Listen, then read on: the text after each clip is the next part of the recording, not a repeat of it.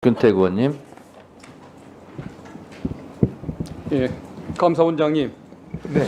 그 내년도 그 감사활동 경비 예산이 169억 원이 편성이 되어 있습니다. 네. 기억하십니까? 예. 근데 감사원은 국회가 요구하는 자료를 제대로 제출하지는 않았습니다.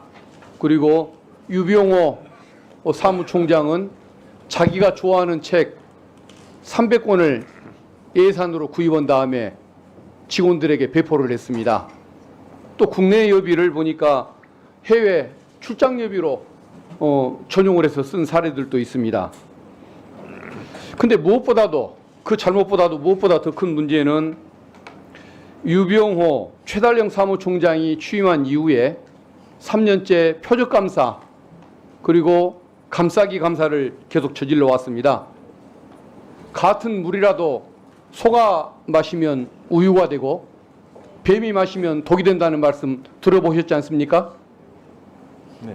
저는 지금 감사원에 유병호 최달령 사무총장이 지휘하고 있는 감사관들 그리고 정치검찰이 지휘하고 있는 특수부의 일부 검사들을 비리의 주인공이 아니라 범죄의 주인공들이라고 저는 생각을 하고 있습니다. 국민의 그 아까운 세금이 그 타이거파와 같은 범죄 수준의 행동을 저지르는 공무원을 위해서 쓰이게 하는 것 저는 바람직하지 않다고 생각을 합니다. 그래서 아까 심하시더라도 들어보십시오. 제 의견입니다. 특수활동비 문제는 위원장님께서 이미 원칙을 선언하셨으니까 그게 공감한다는 말씀을 드리고 그래서 저는 감사활동 경비 예산이 있지 않습니까? 이 부분을 각각의 비목마다 전부 일률적으로 20%씩을 삭감하는 것이 옳다는 생각을 가지고 있는데 원장님 생각은 어떻습니까? 저희들 감사가 저희들 본연의 업무 아니겠습니까? 저희들 감사라고 있는 기관이고요. 감사활동 경비를 깎으신다면 저희들 감사활동이 위축될 수밖에 없습니다. 사실 저희들 감사원 예산 얼마 되지 않습니다. 인건비 빼고 나면 얼마 되지 않습니다. 네, 그런 작은 예산을 가지고 저희들 나름대로 열심히 하고 있습니다. 그런 점을 충분히 좀 감안해 주셨으면 좋겠습니다. 저는 감사원의 예산이 많고 적고를 따지는 것이 아닙니다. 국민을 위해서 이런다면 얼마든지 더 가져다 써도 좋고 국민을 위해서 이러지 않는 조직이라면 얼마든지 삭감을 해도 인건비 외에는 안 줘도 상관이 없다는 생각을 가지고 있습니다. 국민을 위해서 일하고. 근데 지금 3년째 국민 눈에 비치기에는 표적감사와 감싸기 감사밖에는 안 비치는데 그럼에도 불구하고 예산을 더 달라고 말씀하실 수 있는 입장이 되십니까? 저희들 평년 정도 수준으로 요구를 했던 거고요. 아니 저는 예산의 수준을 말씀드리는 것이 아니고 국민의 신뢰를 받는 일을 하고 계시냐 이걸 여쭙는 겁니다. 저희들 나름대로 국민들 나름대로가 아니라 국민 수준에 맞는 국민 정서에 맞는 활동을 하셔야 할 거 아닙니까? 그렇게 하고 전 정권을 있다고 상대로 생각합니다. 계속 표적 감사를 해왔고 지금은 용산 관제에서 보시다시피 현 정부를 감싸기 위한 감사를 하고 있는데 어떻게 나름대로 열심히 한다는 말씀을 하십니까? 네, 전 정부 현 정부 가리지 않고 국민들이 의혹을 제기하시는 부분에 대해서 저희들이 진상 규명을 위해서 철저히 파헤쳐서 감사 결과를 국민들에게 공개를 전혀 세금을 내는 국민들의 의사와는 동떨어진 말씀을 하시는 것 같아서 마음이 아픕니다. 아니, 무슨 취지로 말씀하시는지 이해는 됩니다만은 하여간 저희들 그래서 저는 우리 원장님이 국민의 그 신뢰를 받는 감사원으로 만드시려면 그 타이거파들부터 정리하시는 것이 맞다는 생각이 듭니다. 그 타이거파 하는 것은 저희들 직원이고 다 열심히 일하고 있는 직원들입니다.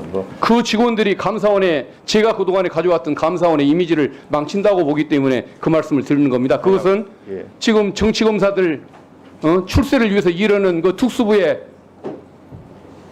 뭔가 참 희한한 그 검사들과 전 비슷한 수준으로 타이거파를 보고 있는 겁니다. 그 직원들이 하여간 정부에서 하고 있었던 일들 중에 잘못된 부분에 대해서 실체적 진실을 규명하기 위해서 열심히 노력한 것 이상은 없습니다. 예, 아무튼 뭐 원장님은 그렇게 생각하고 계신다는 것 일단 알겠습니다. 예. 하여간 뭐 우려의 목소리는 제가 충분히 감안해서 잘 진행하도록 하겠습니다. 잘 좀 통제 좀 해주십시오. 법제처장님, 그 법령정보센터 화면을 시각장애인들이 접근하기 좋게끔 그 시스템 개선하는데 7억여 원의 예산이 필요하고 그다음에 법조교육 시스템 그 DB가 해킹당하지 않도록 네. 그 망을 분리하는데 3억 정도 예산이 필요하다는 그런 의견을 들은 적이 있는데 그게 그렇습니다. 절실한 예산이 맞습니까? 네, 그 절실한 예산입니다. 네. 주십시오. 예. 예, 예.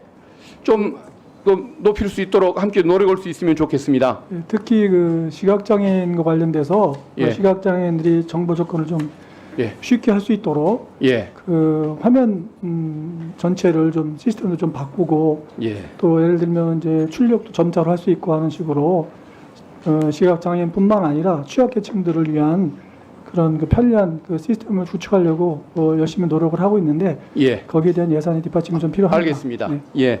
그리고 법원행정처장님, 예. 국선 변호료 그 지원과 관련된 예산들이 보니까 예. 2008년 이후에 한 푼도 오르지가 않은 것 같습니다. 예.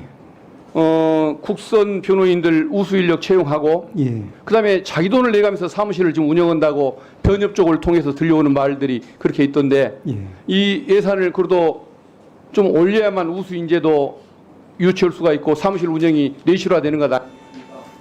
예, 위원님께서 좋은 말씀해 주신 바와 같이 잘 아시는 바와 같이 저희 국선 변호인은 일반 국선 변호인과 전담 국선 변호인이 있지 않습니까?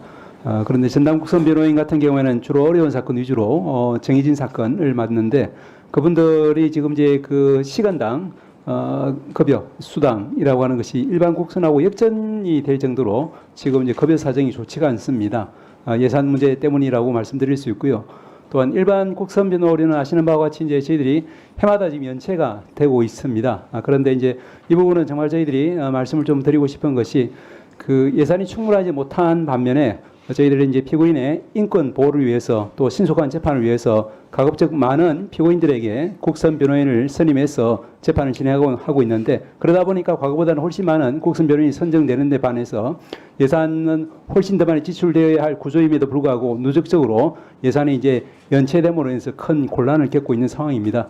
많이 관심을 가져주시면은 그 부분에 대해서 저희들이 구체적인 상황을 상세히 말씀드리도록 하겠습니다. 네, 수고하셨습니다. 강아지. 네?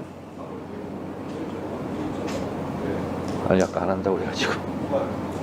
곽기태. 아 그래요? 알겠습니다. 곽기태 의원님 질의해 주세요.